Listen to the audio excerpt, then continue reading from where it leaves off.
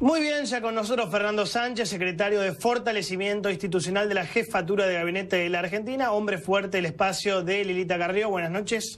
¿Cómo le va? estás? ¿Todo Muy bien? bien. ¿Dije bien el cargo? Sí, es largo, pero está bien, sí. ¿Cómo ves a la Argentina, Fernando? ¿Cómo veo la Argentina?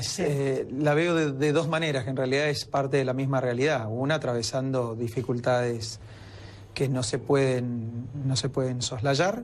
Es decir, hay que describir bien cuáles son las dificultades, hay que saber que la Argentina tiene vulnerabilidades, que las tuvo toda su vida, y lo que debemos hacer es afrontar esas debilidades.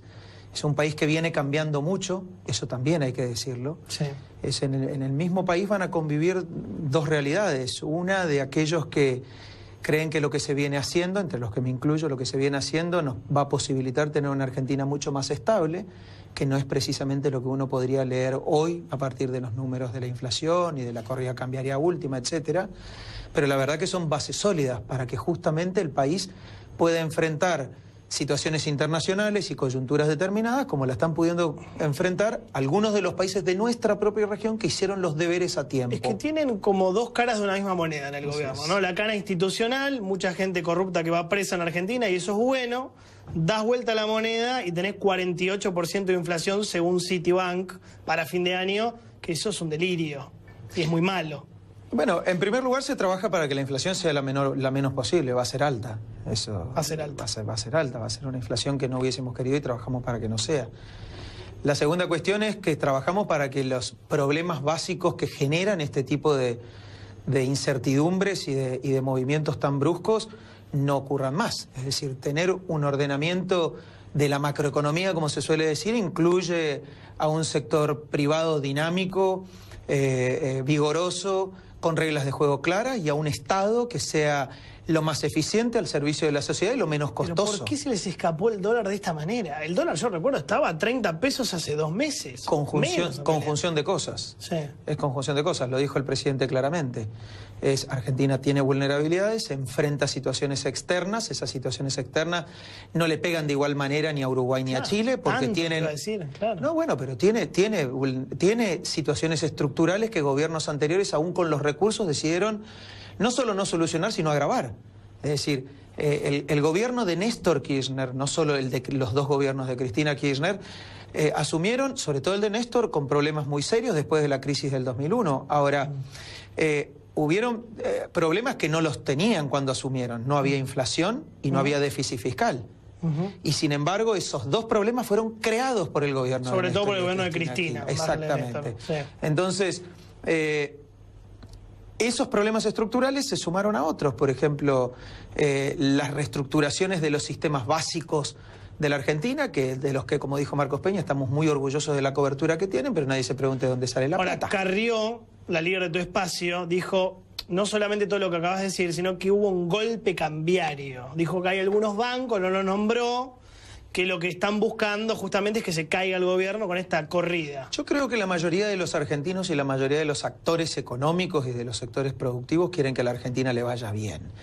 Es decir, si vos me preguntás cómo nosotros, a partir y a pesar de las dificultades de los dos primeros años, sobre todo el 16 y el 17, el 2016 fue un año muy duro para la Argentina. Sí.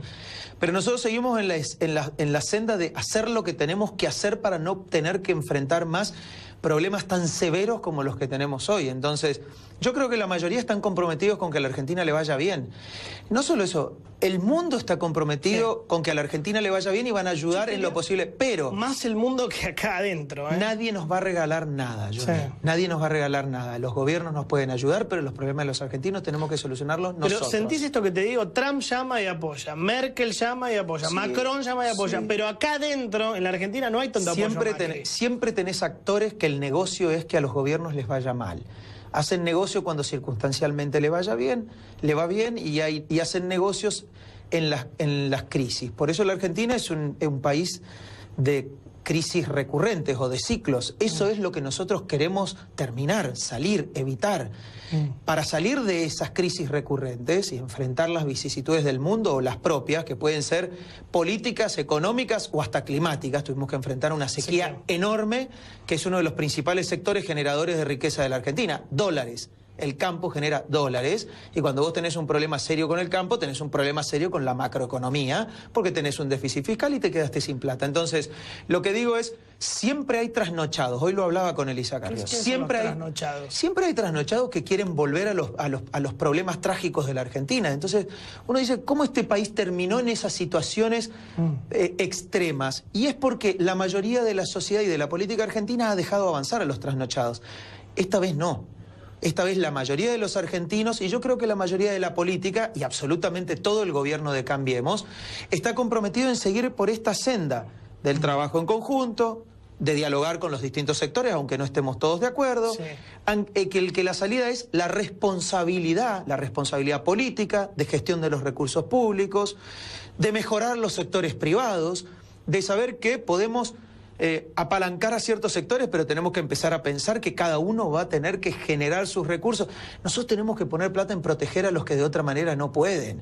Pero los recursos siempre son finitos, son escasos. Pasa acá y pasa en Alemania. ¿Por qué crees que tanta gente pide la cabeza de Marcos Peña en el gobierno, el jefe de gabinete? Yo te diría que porque cuando no entienden cuál es la solución, se pide cualquier cosa. ¿Cualquier cosa? Cualquier cosa. ¿Es el jefe de gabinete? No, pero se pide cualquier cosa, porque antes eran otros funcionarios, eran cambios.